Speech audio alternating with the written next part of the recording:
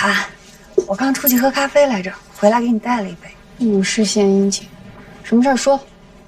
那个，咱们公司投过纺织面料领域吗？好像没听说过。这种行业向来也不是资本青睐的领域啊。怎么了？你有这种项目啊？我看了那么多计划书，这个真的有意思，就这个有意思。3个科学家做的，准备在纺织面料领域里创业。3个科学家，那听着靠谱多了啊。但是退休的，发挥余热啊！创业那可是竭尽全力还九死一生的事儿，光靠余热，悬。这乍一听确实有点不靠谱，但我已经深入调查过了，真的值得一投。去跟董总谈。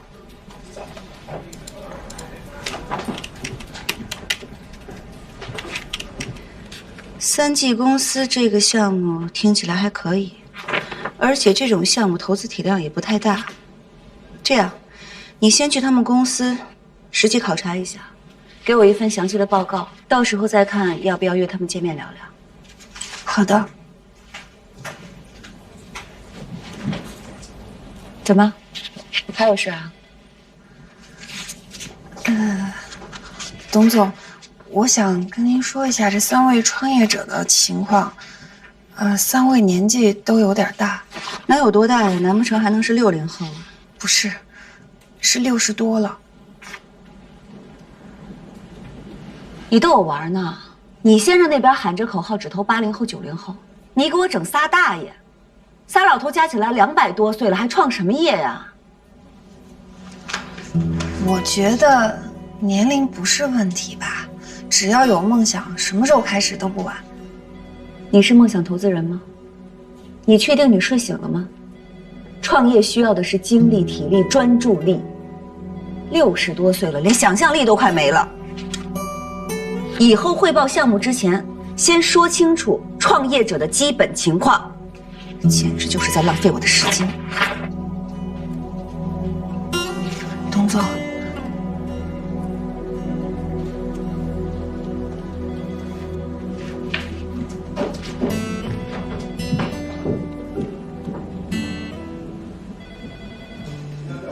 他要投仨老头啊！你看，你老婆这个项目承包了我们公司一整天的笑点，我觉得很快啊，他在投资圈就能和你齐名了。什么意思？你盛半载，他夕阳红2口子干着都是180岁的事儿，挺好。你有没有正经的？我很正经。哎，你没听说这里包袱吗？盛半载就是盛半天，夕阳红，最美不过夕阳红。不是你有闲心在这编排我，你自己的项目过了吗？没有，我那些项目都像孩子一样在孕育着。我有一种强烈的预感啊，很快我第1个孩子就会降临，剩下的那一波孩子就呱呱呱呱全来了。你说沈卫星是不是有点异想天开？他整天鼓动这种扯淡的项目，他拿什么挣钱？你就这样，别说养孩子了，他连养活自己都得成问题。哟，你这不会是在担心人家吧？我是担心，就他非跟我争夺抚养权，争完了之后他又养不起。不至于。董思佳因为这事儿把他给骂了一顿，3大爷的项目他应该会放手了。瞅着瞧吧，他不会轻易罢手的。你怎么知道？他要是能听进去别人的话，我跟他能走到今天这个地步？也对。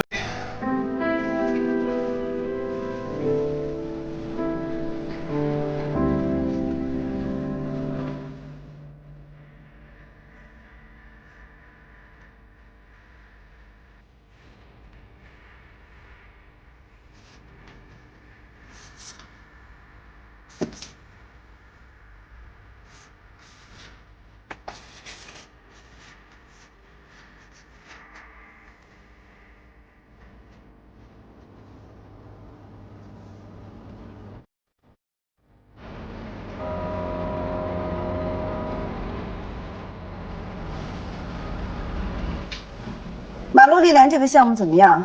谁负责的？我。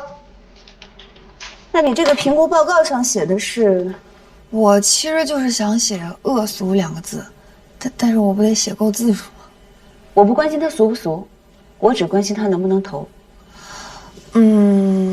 我做了调研，我调查了他公司旗下的几个公众号，那公众号的内容跟他们公司名字俗的都特别一致，都是什么“你还在吃大蒜吗？赶快看一下朋友圈，都要炸锅了”，还有去了情人的家里，我就不再是小三了这一类的吧。反正就是我会提醒我爸妈不要看也不要转发的文章。可是我看他们号称的用户数量可不少啊。我觉得就是号称吧，我问了身边的人，还有咱们公司的人，没有一个人看过。我觉得他这个号称的水分还挺大的呢。真的，董总，就这项目绝对没有我那3个老科学家的值得关注。看来你还是放不下你那仨大爷啊。啊。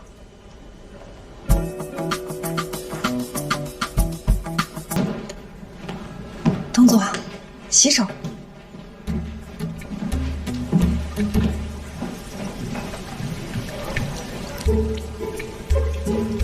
又是那个3G 啊！现在都已经5G 时代了，你怎么老抓着个3G 不放？董总，您太幽默了。刚才您说了一个谐音梗，我跟您说，3G 公司的那个 G 就是老骥伏枥，志在千里的骥，1 G 就是1000里，那3G 就得有3000里啊！所以这个项目一定大有可为。你别跟我瞎扯了，我真的很忙的。他们仨这岁数，保险公司都不接单了，你让我接啊？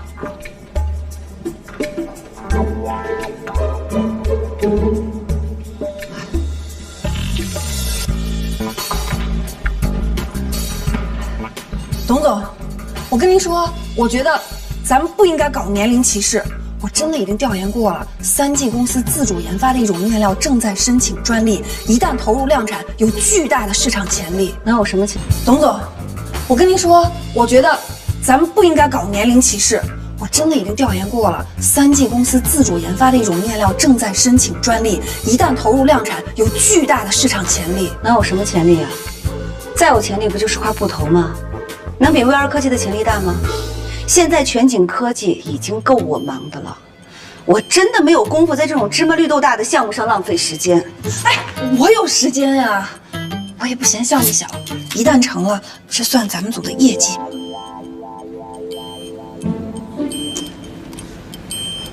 你去找李总吧，如果他们风控部门没问题的话，我这儿也没问题。好嘞。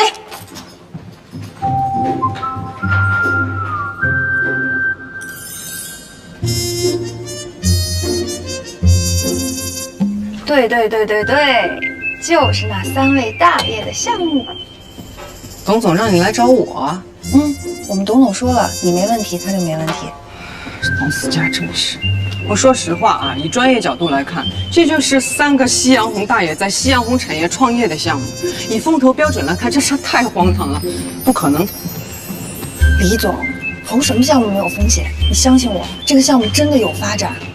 你给我一次机会，反正我是不会放弃的。是，看出来你不会放弃了，不然董总也不可能把你支我这儿来。说实话，我挺欣赏你这种敢闯敢拼的劲儿的，但欣赏归欣赏，项目归项目啊，不能走后门。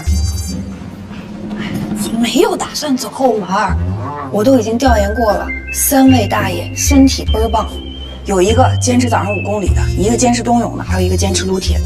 那我只能祝福3位大爷先福永享，寿与天齐。项目的事儿甭想了，你有功夫找别的项目。李总，我吃饭去。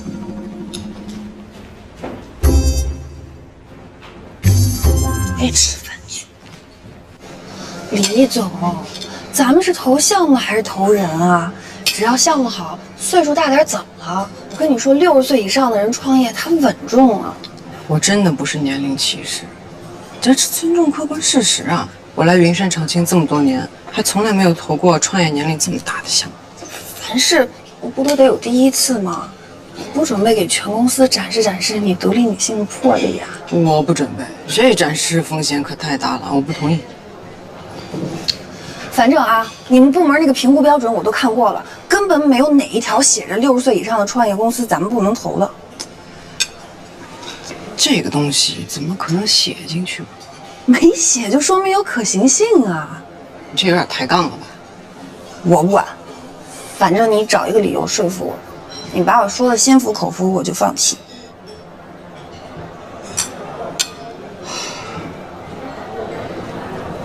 那这样吧，他们这个企业有公众号吗？哎呦，我没问，现在应该都有吧？是，这个现在是人手一个微信的时代，这公司企业的这个公众号也代表了公司实力的一部分。如果这个3G公司的粉丝能够超过10万，我们就可以考虑投。好嘞，你说的啊。你要给沈慧星放水，你一天天偷听人说话，你不累啊？根本用不着偷听。现在公司谁都知道，沈慧星天天拉着你谈3个大爷的项目，茶水间聊，餐厅聊。我这么跟你说吧，你们在洗手间里对话，照样有人在群里头实时播报。洗手间，谁这么变态？不重要，一点都不重要。重要的是，如果你对我铁面不撕，对他大开后门，这就说不过去了。我什么时候打开后门？你说的，粉丝量达到10万，你就同意投啊？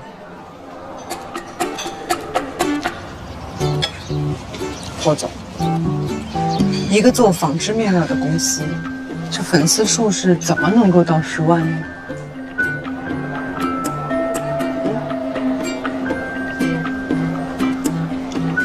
你连投资界的10大谎言都不知道，还好意思天天来磨我？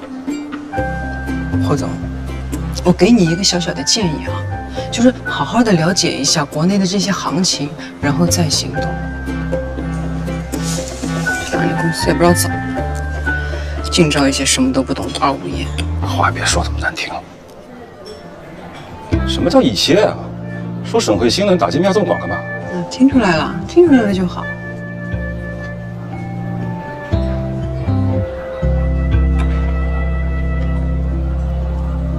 这手腕有点设计的不太好，再调整一下，你看这儿，是吧？脖子。请问一下，黄金在吗？啊，他在呢，黄金啊！哎，你怎么来了？我上次面试成功了，今天是我第一次来这边上班。森茂商务，你忘了吗？没忘，恭喜你啊！我就说你一定行吧。我是想来谢谢你那天的鼓励，还有你那么热心的帮我带路，所以我中午想过来找你一起吃个饭，你有空吗？有空，我请你吧。不用了，我自己做了2份便当，你要不要尝尝？啊，好啊。那到我办公室里吃吧。啊，这边。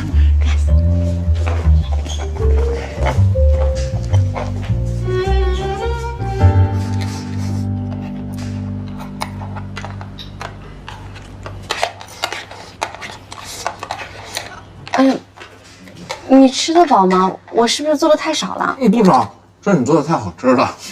你怎么这么会做饭？我也是在贺总身边锻炼出来的，他那个人啊，要求很高的。你说的是贺运美吧？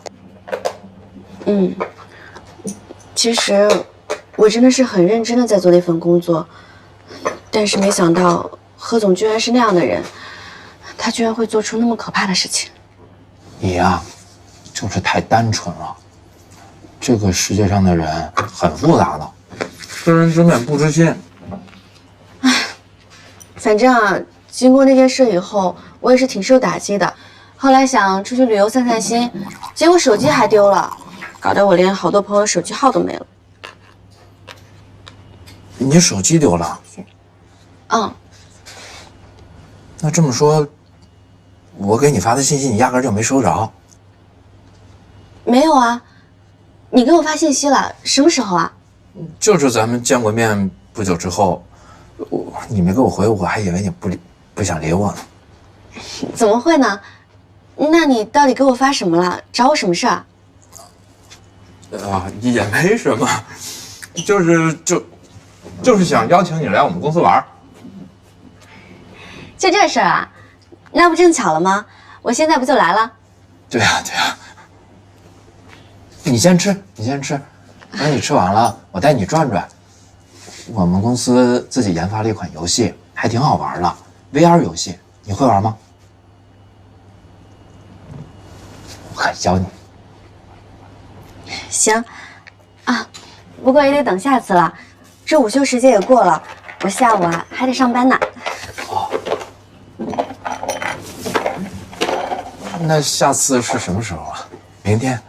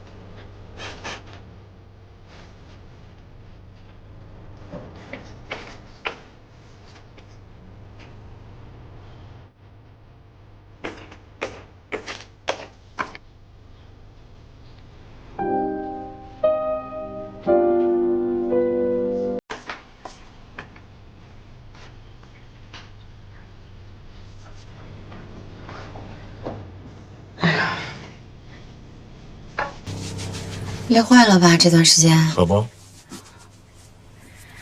你出差的时间也不算短了。你们公司没有其他人跟你一块回来啊？也有啊。那有几个人啊？好几个呢。怎么了？问这干嘛？没有啊，我就觉得，要是你们公司能够多几个人跟你一块回来，那你不就可以在家多陪我待几天了吗？哎呀，亲爱的，那你可想多了。我们要都回来了，项目上谁盯着呀？我这次回来也就是开个会，很快还得走。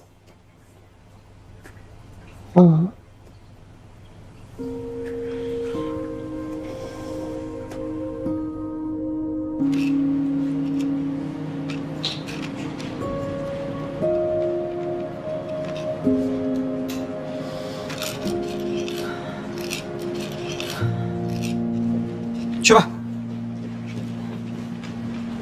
那董董妈，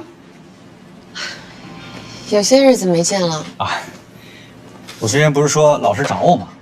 结果是史志办有个历史课题研究工作，找我一起参与呢。最近一直忙这事儿。史志办是研究历史的吗？那你现在成为历史研究员了，高级知识分子。没有，我就是帮个忙。正好这次课题是我大学时候一直研究的方向，赶巧了。那你去研究历史，你们家西哥怎么办？他妈妈同意吗？他还是挺配合的，真的。我带他去图书馆，他还帮我找资料呢。当然，也是捣乱时候居多。我们家思佳知道这事儿是我想做的，特别支持我。我觉得他还是懂我的。真好，真为你高兴，有一个爱你懂你的老婆，还有一个聪明可爱的儿子，现在又能做上自己梦想的事业。和我们这些人相比，你才是人生赢家。谈不上，我们都是走一步看一步的芸芸众生，我真的算不上是赢家，知足常乐。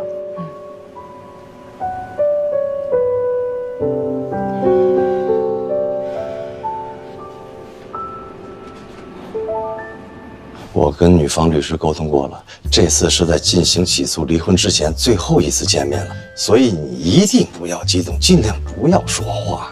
我上次也不想说话，那不提到房子的事儿吗？确实理亏。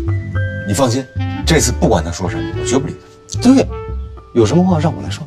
那王律师，咱们这次主打的策略是什么呀？现在双方争议的焦点是孩子的抚养权问题，所以等会儿我的策略是主打女方收入没有男方高这一点。这次协商，我准备主打男方陪伴不如女方多这个点。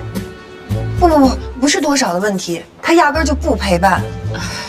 石小姐，这就是我要跟你说的第二个问题了。这次协商呢，你到场就行，千万别说话。你一会儿再跟他吵起来啊，不利于咱们胜诉，也不利于争取你想要的孩子监护权。所以有什么问题啊，交给我来说就行了，好吗？你放心吧，我也不想跟他说话。好，保证不说话。行。至少不先说话。哎，沈小姐怎么了？没事儿。行，就订那个酒店啊，到时候来个车接我就行。好，先生。王律师，开始之前我先说一个跟离婚没关系的事儿，但是这个事儿必须得跟对方交代一下，因为下周我要出差，所以135、246的事儿得暂停一下，得由他带孩子。那您看，这跟离婚怎么没关系啊？要不是你把所有的事儿都排在孩子跟家庭之前，这婚用得着离吗？你有时间陪盛唐吗？我都不明白你为什么要争这个抚养权啊！我还不明白你为什么要争这抚养权呢？养孩子是要花钱的，就你现在做那个项目，你能挣几个钱？你能给孩子好的生活、好的教育吗？我告诉你吧，盛江川，钱不是最重要的，陪伴才是最重要的。这是不是也得有经济基础啊？我特别不明白，就是在外边工作，在哪儿都特别受人尊重，为什么你哪儿就不给我面子，在家也不给我面子呢？我怎么给你面子呢？你在家除了打游戏就是上网，要不就是喝啤酒。我跟盛唐标榜你啊，什么都不干。你以为你是在公司吗？指指点点的，一点家庭责任都不承担。我就是想承担来着。我给盛唐买礼物，你告诉我塑料的不能买，带铅的不能买，这个用电池的不能买。后来你非要买，你是不是觉得你什么都行？你是最完美的人，对不对？就是最完美的，我就是最完美的呀！我没不让你买，我给你机会了，你买的那是什么呀？小魔仙跟黑魔仙你都分不清楚，不是让你带女儿，女儿让你买翅膀，你买什么了？你压根把这事儿都往脑子后面去了。盛唐最后怎么参加的活动啊？背了2个破纸壳子。我弥补了，我亲手我手工做的嘛。不是，不管怎么说，我是维护这个家的，对不对？我没在外边诋毁过这个家庭，对不对？参加婚礼，当着那么多人面，你说结了婚以后就没有纪念日了？哪个纪念日我没送礼物？就是没有。你说那个随便的纪念日，哪个纪念日花多少钱？你知道吗？我当然知道了，家里面每个月信用卡都是谁还的呀？我还的，我能不知道吗？你更有意思，你连咱俩第一次在哪儿见的你都记不得了，你的记性可真好啊！你的记性，我记性不好还是你忘性大呀？你善变呀！你一会儿说你喜欢吃车厘子，一会儿又喜欢吃那个杨梅，我又不是你肚子里蛔虫，我哪知道你那么善变呀？我什么时候说我爱吃车厘子了？我那是怀孕了，我想吃，我老怀孕啊，我怀6年孕啊。太逗了，你还说我的认知有问题，你说我过时了，我觉得你黄律师，首先就挺有。那您看，咱们这个协商记录怎么写？太逗了，你们家盛唐长到16岁，你给他吃棒棒糖吗？搞笑。就写经过双方律师友好协商，觉得没有协商的必要。行，那咱们就准备起诉离婚吧。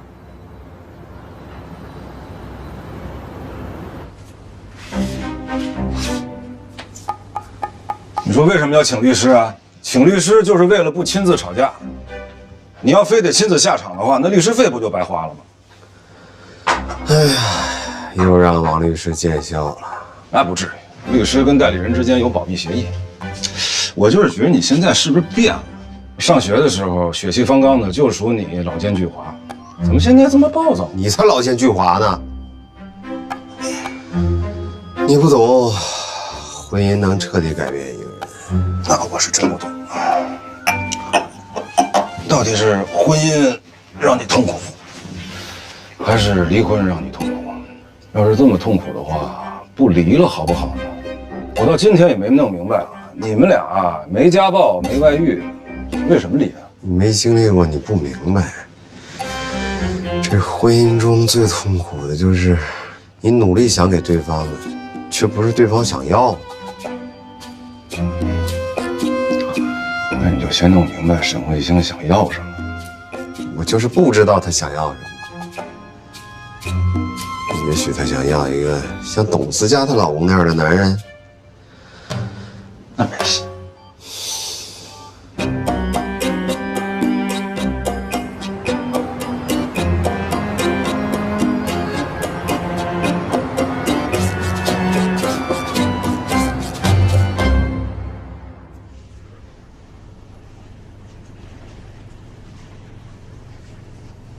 我是觉得，就算有一天我跟盛江川会离婚，也应该像沈鹏跟蔡胜美那样吧，一别两宽，各自精彩，再见还是朋友。怎么也没想到会闹成今天这样。真的无法挽回，必须得这样吗？我现在才发现，盛江川可能需要一个像你这样在家相夫教子的女人吧。相夫教子就可以白头偕老，岁月静好了吗？恐怕也是白日做梦吧。什么意思啊？没事儿，不用管我，你先过好你自己吧。啊，怎么就那么难呢？家家都有本难念的经，也许这一切都是命吧。但有的人命就挺好的，比如说你老板董思佳，她老公李雨儿又踏实又顾家，我觉得他们应该挺幸福的。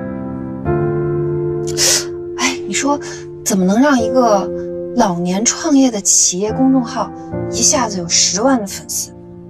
什么？算了算了，你也好久没干活了，我自己想吧。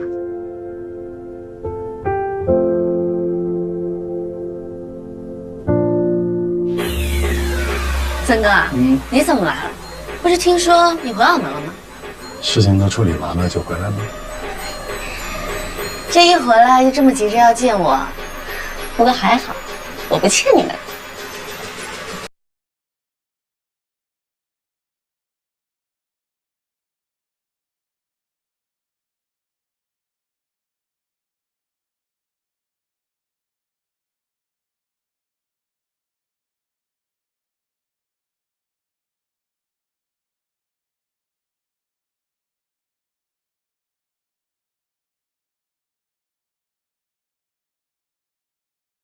怎么，森哥现在改行替人讨债了？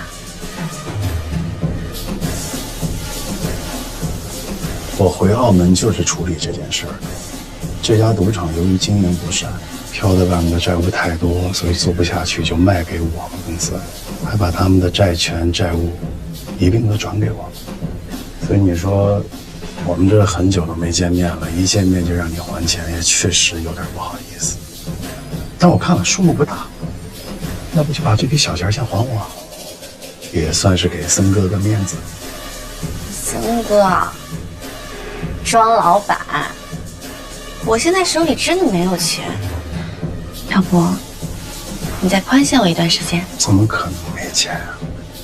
听说你不是刚交了一个潜力股男朋友吗？这点小钱算什么？什么潜力股啊？我记得我曾经跟你讲过，调查每一个跟我有生意来往的人是我的生存技能之一啊，不然我根本活不到今天。我今天才算是真的领教到了，庄老板的鼻子可真够灵。甜甜，骂人可就不好，每个人都有自己的生存法则。